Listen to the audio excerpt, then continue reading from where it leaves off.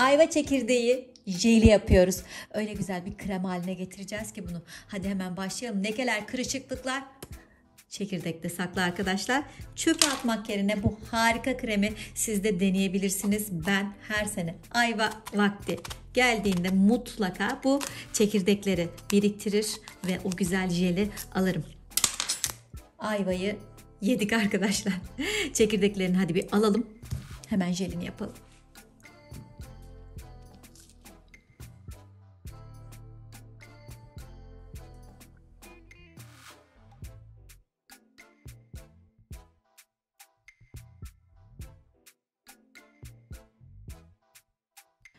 On 15 tane kadar ayva çekirdeğini böyle küçük bir fincana alın, çay bardağına alın. İsterseniz gül suyu ilave edebilirsiniz. Kendiniz de yapabilirsiniz.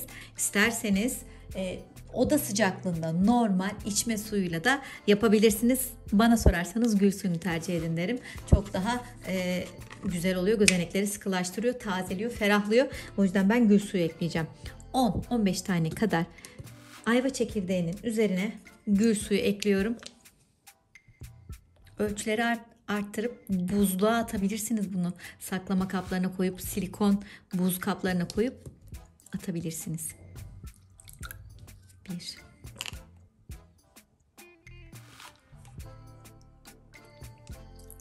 2 azıcık daha koyalım.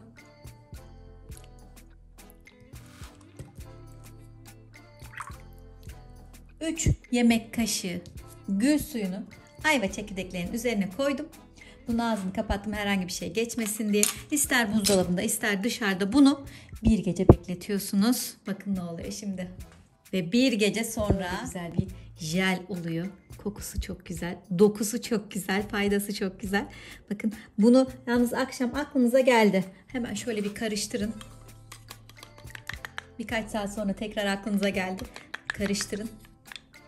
Sabah diyeceksiniz ki bir tek malzeme bu kadar bir güzellik sunabilir mi? Evet, sunabilir. Şimdi bunu süzelim ve güzel kremimizi yapmaya devam edelim. Sadece bu olur mu? Evet, sadece ayva çekirdeğiyle çok güzel faydalar elde edebilirsiniz. Bunu böyle bir güzel sürer masajınızı yaparsınız, bu kadar. Çatlaklar, kırışıklıklar, özellikle lekeli bölgelere uygulayın. Hücre yenileyici, cilt tazeleyici, sıkılaştırıcı özelliğiyle tek bir ürün size çok güzellikler sunabilir arkadaşlar.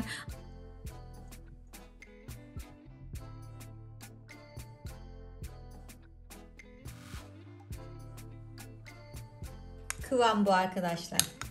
Tek bir malzemeyle böyle güzel bir jel elde edebilirsiniz.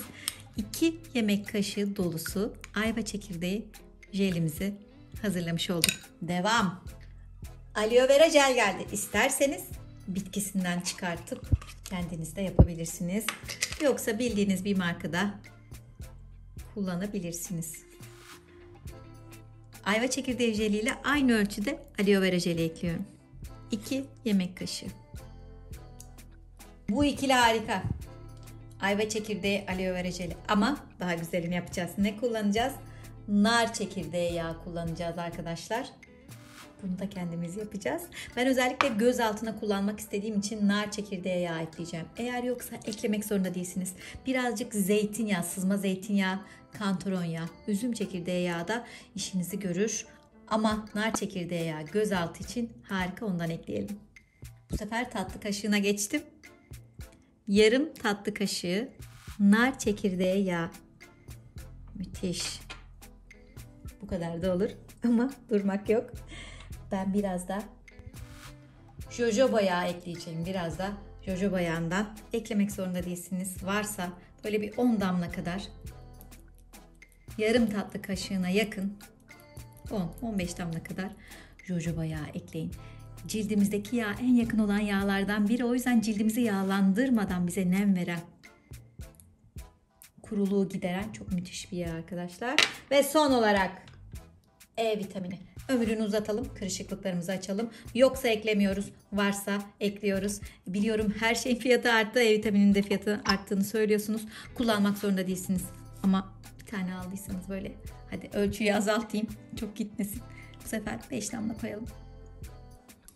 Çok etkili çünkü arkadaşlar. Eklemeyin diyorum ama eklerseniz gerçekten sonuç bariz farklar çıkartıyor. Müthiş oldu. Şimdi bunu karıştırma. Karıştırırken de pes etmeyeceğiz. Çok karıştıracağız. Karıştırdıkça nasıl değişecek, nasıl güzel bir krem olacak göreceksiniz. Evdeki kremlerden çok daha güzel bu. Bakın hep söylüyorum. O pahalı kremler bunlar kadar etkili değil.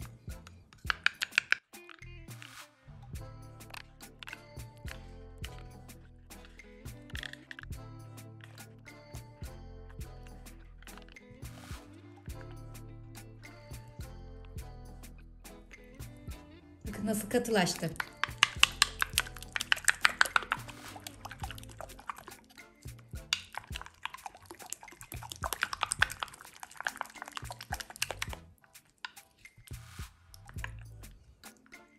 Şu güzelliğe bir bakın. Ayva çekirdeklerini iyi ki de çöpe atmamışım dedirten tarif arkadaşlar. Ayva çekirdeği kremi, gözaltı, boyun, dekolte, göbek çatlağı, basen çatlağı, doğum yaptınız, kilo alıp verdiniz, çatlaklar var. Hamile bayanlar emzirirken göğüs ucunuzda yaralar oluştu, kuruluklar oluştu, çatlaklar var. Sürebilirsiniz arkadaşlar. Doğal, çok faydalı. Çok güzel bir ürün yaptık. Sadece ayva çekirdeği jelini de göğüs uçlarınıza, göbeğinize sürebilirsiniz. Herhangi bir yan etkisi yok. Müthiş değil mi? Böyle doğal güzelliklerin tadını çıkartmak gerekiyor bence. Hadi bunu böyle cam güzel bir kaba koyalım. Sabah akşam sürelim.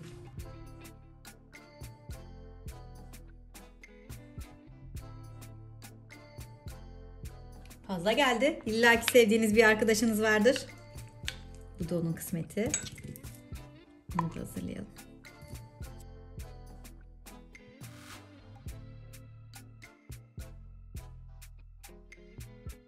Akşam sürün, sabaha kadar kalsın. Sabah yüzünüzü yıkayın, temizleyin. Tekrardan sürebilirsiniz bunu arkadaşlar. Sabah akşam sürerseniz çok hızlı bir şekilde leke ve kırışıklıklarınızı giderdiğini göreceksiniz. En sevdiğim kremlerden birisi ayva çekirdeği kremini bu şekilde hazırladık. Umarım siz de kullanır ve fayda görürsünüz. Şimdi ben bunu bir güzel yüzümü yıkadıktan sonra süreyim. Masajımı yapayım. Misler gibi istedim kendimi. Umarım kullanır ve fayda görürsünüz. Lütfen beğenmeyi, sevdiklerinizle videoyu ve yaptığınız o güzel kremleri, maskeleri paylaşmayı unutmayın. Kendinize çok değer verin. Kendinize çok iyi bakın. Hoşçakalın. Hello my dear friends, please don't throw away Queen Sheets anymore because I made a perfect anti-aging spot remover cream. I'm sure you will also like it. Please choose the subtitles in any language that you want to follow the videos. I'm leaving some other videos of me and choose them, watch them and share your comment with us. Hope you like it. Take care. Love all of you my dear friends. Bye bye.